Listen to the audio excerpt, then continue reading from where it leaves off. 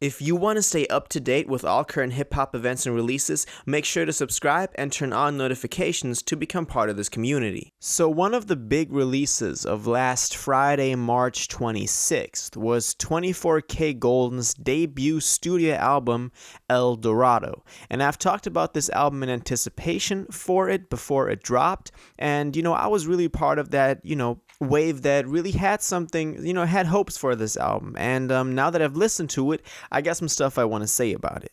Now, first off, let's start with all the, background information. He first announced this on social media, and a lot of people were very excited, but a lot of people, of course, still have that kind of assumption or are under that perception that he's somewhat of an industry plant, and all those accusations that were going on when he first started popping off, and especially with his big hit of 2020, Mood featuring Ian Dior, which all of you should be familiar with. Huge song on TikTok and just really blew up.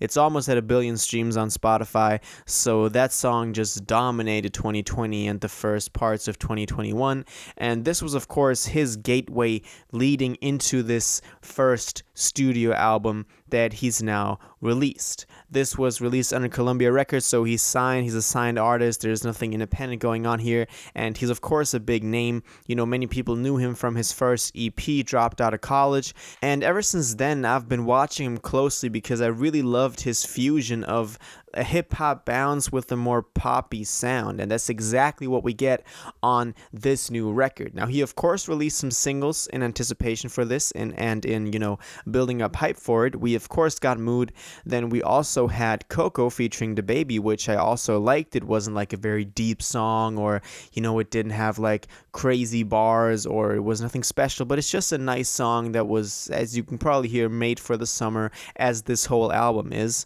Then we also got 321, which I wasn't too much of a fan of, but I liked that he was experimenting around with his sound a little more, because one of his strengths is really his singing, so he's not a rapper. If you're looking for bars on this record, that's the wrong place. This is really more of a imagine like Sway Lee in not so reverby. Like, that's what I would describe 24kGoldn as. He really hyped up this album with the track Company featuring Future, which by the way, I like Future's feature on here. I think he picked the features on this record quite well for his debut album. He could have just went out and got like a bunch of A-tier artists, but he really tried to fit them to the songs. Future fits perfectly on Company. DaBaby was it's a good feature for Coco. Sway Lee fit on Empty really well, and of course Ian Dior on Mood. Now, one thing I already said in my Everything We Know About This Record video was that I think Mood was not meant as the lead single for this album, because on the track list it's on spot 13, and usually when a single is meant to be the lead single for an album, it's somewhere further up the track list, so I think they just added it to count in the streams for that too. Now, commercially, it's not doing too well so far. I think only 2 of the new songs have gotten over 1 million plays now after 4 days. I would have really expected this to do better than that. But who knows? Maybe we'll see some of these songs, blow up on TikTok again, and that's that. Probably my top 1 pick to blow up on TikTok would be either Company or Love or Lust, which he's also used to promote it. Now, listening to this album, now getting into my own experience, I really liked it. Like, I really thought this was better than what I expected. I love his sound on here. I think he's found his own wave of having like trap instrumentals and hip hop beats, but then singing over them, having somewhat of a Sway Lee vibe, as I already said, but in a more positive way. I loved the first track, The Top. I thought it had a very positive vibe to it, very summery feeling. I think, now that we're getting into the warmer months of the year, this is really something that I think a lot of people will like. Company with Future was great. That's very catchy, that hook. Love or Lust is also a banger to me, and I think a lot of people are going to come back and rediscover this. Generally, the topics talked about on this record are, of course, mostly girls and his experience with girls, but so it's not that deep. But it's not bad. It's a vibe, you know? I'm not expecting some lyrical masterpiece from 24kGoldn. I'm expecting him to be authentic with, you know, talking about his own life and trying to relate to people. And that's what artists like him are for. I'm not expecting a To Pimp a Butterfly from him. That's what I go to Kendrick for. And I don't think, you know, I can compare the two. But I like what he's doing with it, and I like that he's confident in what he does. There were also some moments on here, I think it was on Butterflies, that he kind of went into more of a rapping state. So it kind of reminded me of something Drake would have done with like just a reverby snare hitting for like a bridge of a song. I really like that. I hope that he does more stuff like that in the future too. But other than that, I really like this. Breath Away is a great track. I thought the Sway Lee feature on Empty was not too overused, but was still subtle enough to add to the track in a positive way. Don't Sleep, I thought, was a great outro. We, of course, Mood is the last song, but I don't really count that as part of the album. Don't Sleep was a great last track, kind of bringing it down on a more mellow, more, you know, downbeat note, other than the rest of the album, which was rather positive. It had a really positive vibe to it. But as I said, that is not a bad thing. I actually really enjoyed this. But of course, it needs its time and place in, you know, you listening to it.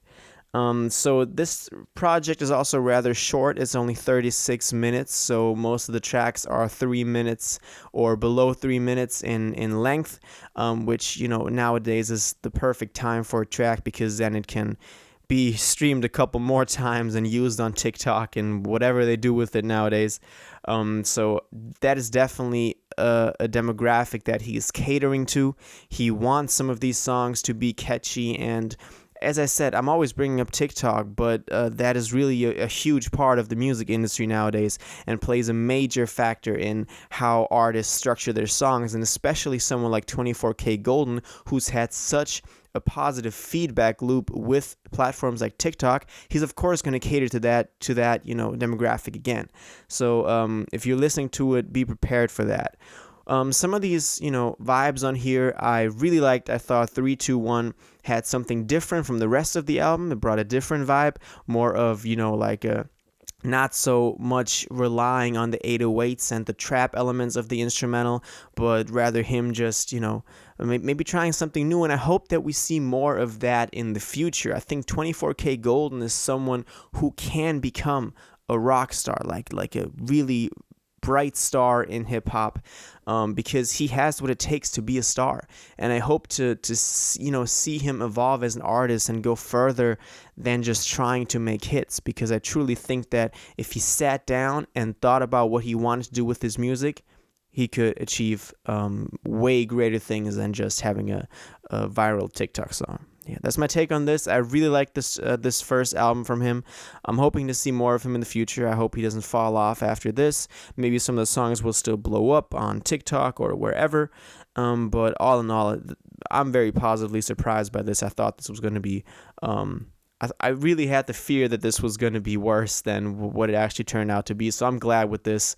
Not really a skip on here, but some of the songs do seem very similar.